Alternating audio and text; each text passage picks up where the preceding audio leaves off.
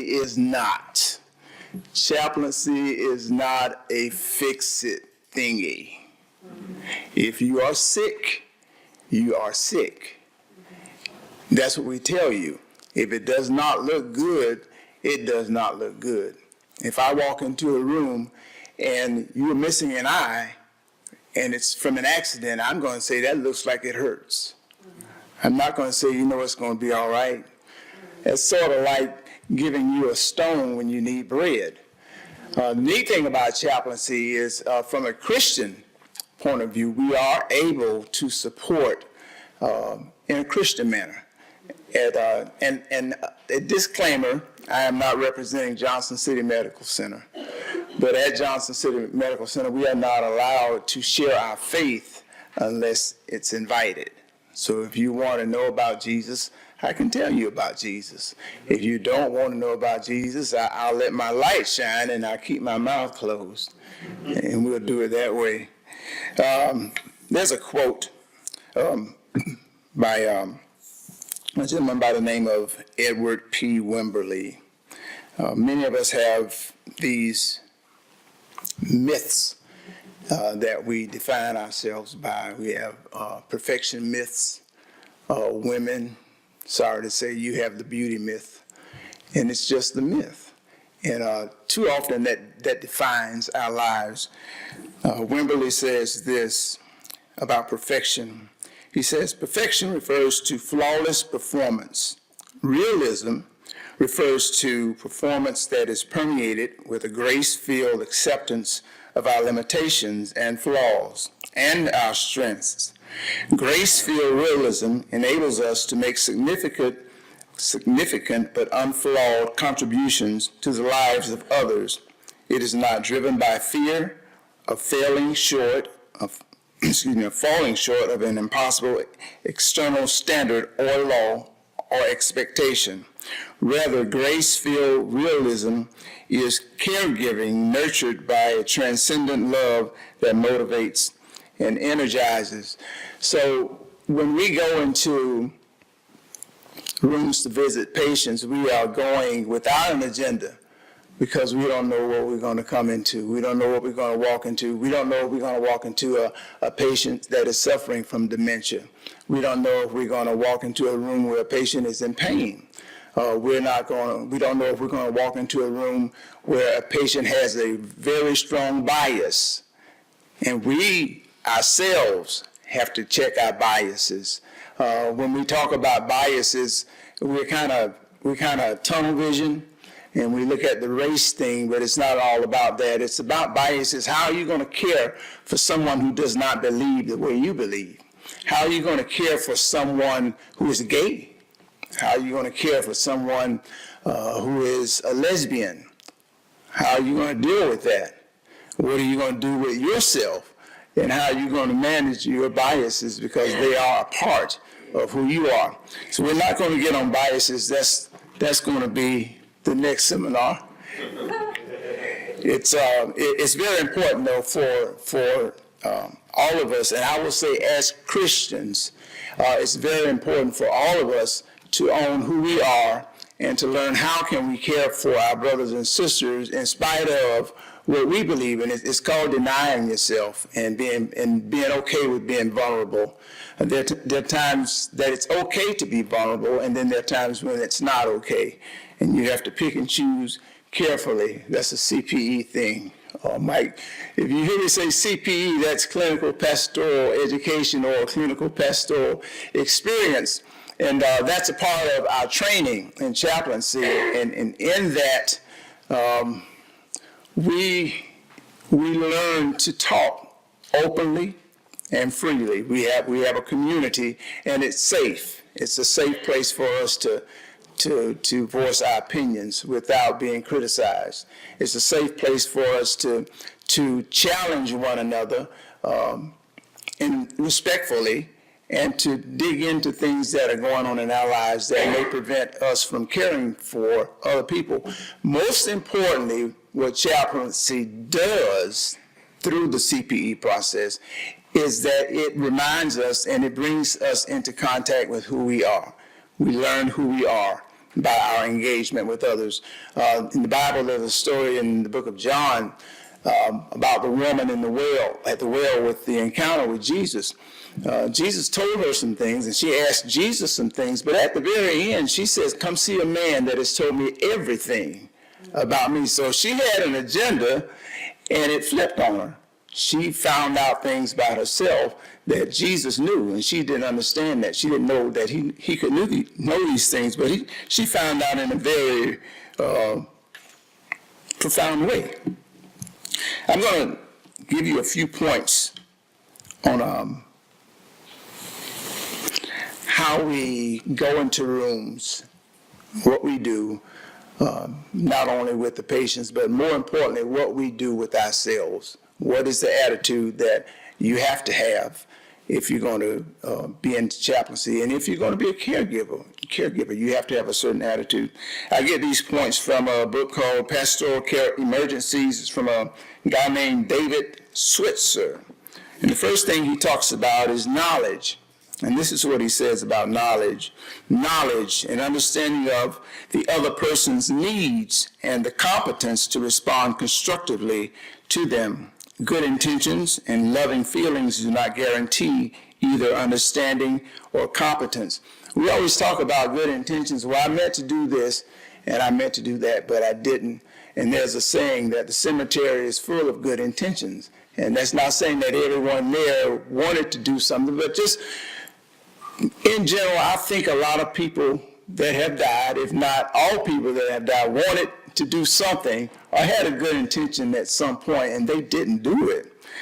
Question is, what does it mean to say we care? When I talk to my wife and I say I care, it means something a little different than when I talk to a patient. Care for in a little different way, most of the time. The next one is the capacity of self-evaluation. Self-evaluation is,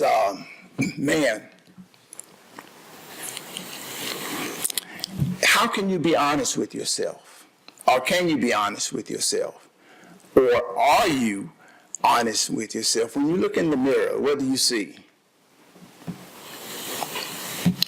I see a wretch undone, to be honest with you. And I'm okay with that. What he says about the capacity for self-evaluation is this: the ability to look critically at our own behavior in relationship to the other person. Have we helped? If so, what was helpful? If not, what was missing in our response?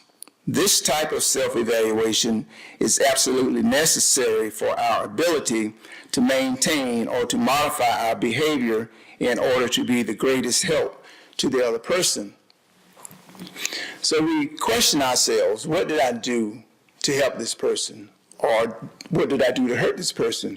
We do it in the CPE process as verbatims, where we recreate a scenario or recreate an actual event, and we critique one another, not in a negative way, but we try to find out what could we have done differently, maybe, to help a person. And again, we're not trying to fix it. This process is a process that allows you to know who you are, and that's important. Next one is patience. That's a big one. For Christians, patience. He says about patience, staying with the person as he or she is enabled to grow at his or her own pace. This patience refers not only to time, but also to space. Whatever combination is necessary of being physically with the other, speaking or listening, sitting with the other and sharing in the silence, or of actually physically withdrawing in order to allow for the other person's process of assimilation of thoughts and feelings. Sometimes it's best to be quiet. Husbands, we know most of the time it's best to be quiet. But when we allow a patient to articulate what's on their mind, what it does for them, it creates this atmosphere of, I can trust this person. I can open up to this person. And it also allows us as caregivers to do the same. So when we allow the space and we listen for what's going on, it creates an atmosphere of trust. And again, we're not trying to fix things. And this leads into trust. Trust is the process, the relationship, the other person's possibilities, and for us as Christians, trust in the power of the Holy Spirit. In our caregiving at the medical center, as chaplains, we look for a holistic healing process. The medical doctors, they're looking at a medical condition, and their understanding is this is what's wrong, and this is how we're going to treat it. And they don't necessarily look at the spiritual side of it. But my experience is when patients have a good family support, when patients are supported by a church family, they do better. They don't always get well, but they do better. They are okay with where they are. Doesn't mean that they're going to beat the illness. Doesn't mean that God is going to somehow miraculously heal you, but it means that I'm okay with where I am, and that's part of being healed.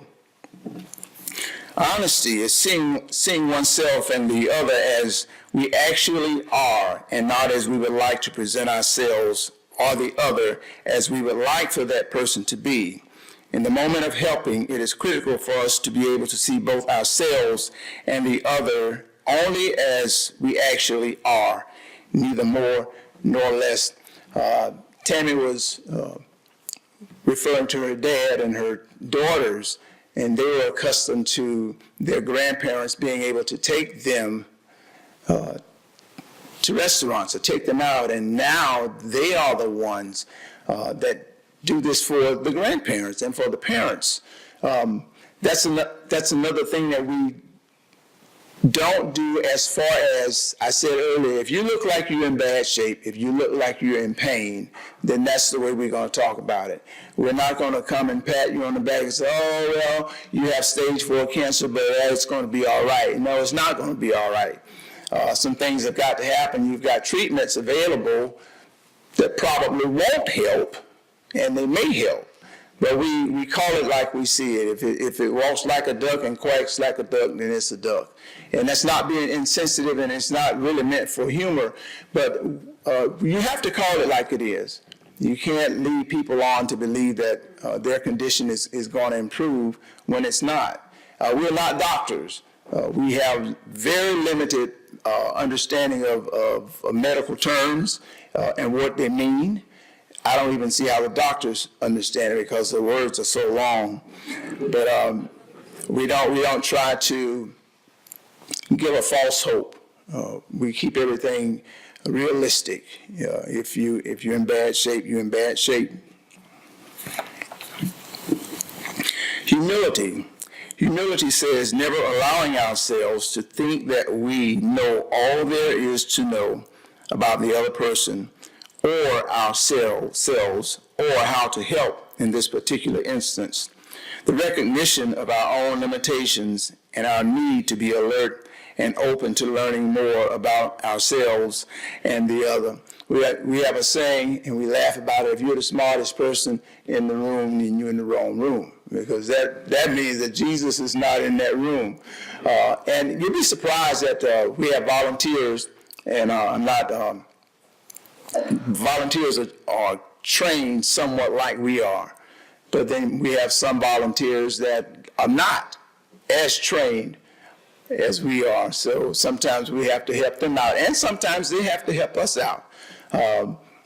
Personally, I never have an agenda. We have what we call charts that we have access to. So if you're in the hospital and you are on my floor, then I have access to your chart if there's a referral and I have a need to look at it. So I don't necessarily have to ask you what's going on with you. I can read it. But I choose not to. I choose to just engage in a conversation, because if I know what's going on with you, then I have an agenda, and I don't like having agendas because I find myself directing the patient instead of the patient opening up. Many times if you start talking to them, their concern is not even their condition. Their concern may be my daughter. Their concern may be my brother. I'm the only sister, and I don't want him to be alone. So their concern many times is not for themselves, but it's directed to someone else. And we just try to let the patient lead. And again, that develops some trust, as much trust as possible. And you'd be surprised that sometimes if when there's a patient that has an extended stay, you develop a real strong connection with them. They look forward to seeing you. I heard your voice out there. You coming in to see me? Yes, I'm coming in to see you. So you develop a better and a deeper relationship with those that have extended stays. Hope in regard to what will happen and for the other person as a result of our caring. Again, we're not talking about false hope. If the doctors determine that intubation or any other life-sustaining measure is what they would call medically futile, then they will tell the patient in a non-compassionate way, you're going to die. You have 2 days to live. Now, we don't do it like that. We'll talk. Eventually, we'll ask them, what do you want to do? Have you had this discussion with your family, just in case you don't have what we call an advance directive? So we don't talk, or we don't try to give anybody a false hope about what's going to happen. Lastly, he talks about courage, and the Bible speaks so much about courage, especially in the Old Testament. We always see, many times we see, be of good courage. That's a tough one, when you know that you're dying. That's tough. It's not impossible to have courage, but it is tough to have courage, and for the family. What he says about courage is this. He says, courage, a necessary prerequisite for the hope just described. There is a risk involved in investing ourselves as we do in caring for another without knowing the outcome. We always lay down some part of our lives for the other in the helping process. Courage is going into the unknown with another. We don't know what will happen to the other person, what he or she will decide to do, what he or she will become, not even what changes will occur to us ourselves. Brene Brown has a series of YouTube videos, and one of them is on empathy, as I think it's sympathy versus empathy, I'm not sure. But what it is there's an animal that's in a pit. It kind of reminds you of the Good Samaritan. But there's an animal in a pit that can't get out. And these are patients that we see every day. Then you have a deer that comes by and looks down into the pit and asks the animal, do you want a sandwich? Which is sympathetic, which unfortunately is the way we are a lot of times. We'll say things like, well, his wife just died, but his house is paid for. That may sound like a humanitarian statement, but that's very cruel to that person. That's like giving that person a stone instead of a piece of bread. Eventually, a bear comes along and embraces this other animal. I think it may be a rabbit. I'll say, is it a rabbit, Doc? Okay, a bear and a rabbit, but he embraces him to the point where he connects with him and lets him know that he is there with him and he is a part of his sufferings.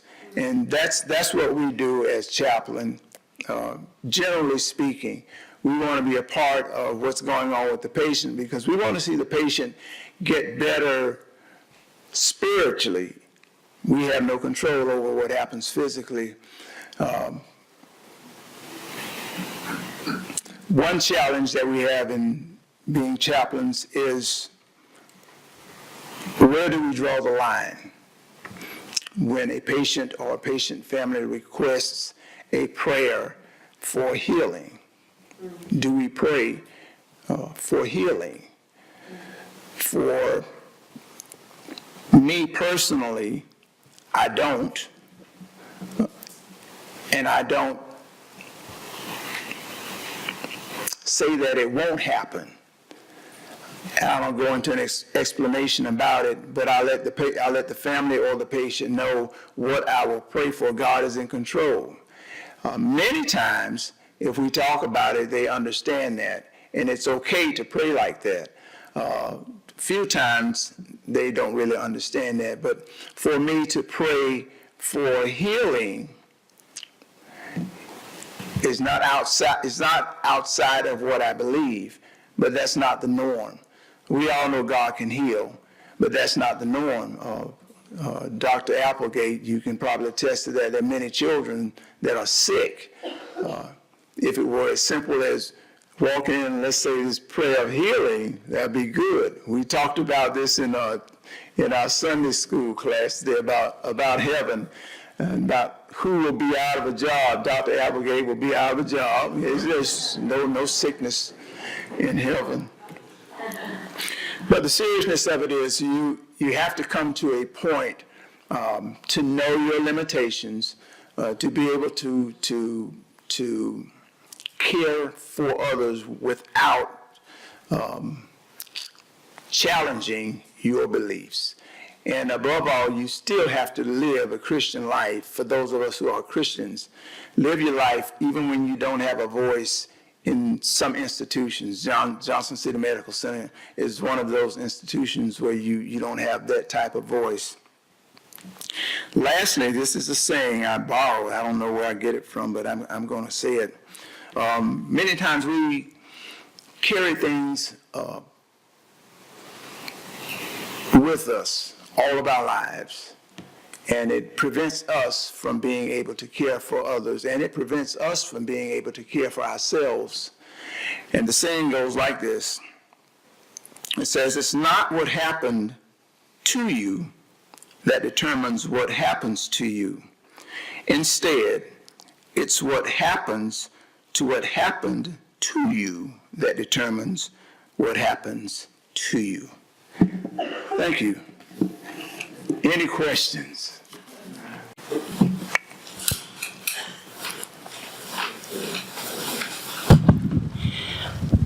Since you said that you cannot witness your faith, but then you said you try to bring it along spiritually, how do you implement that?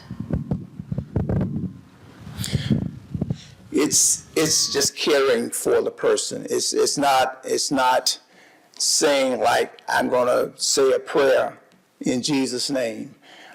It's what you do for the person, finding out what they need from you.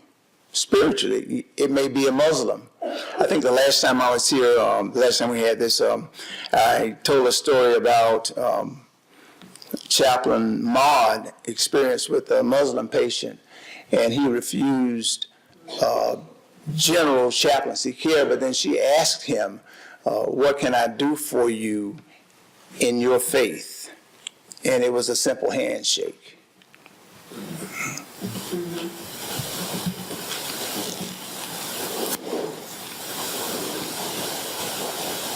Thank you.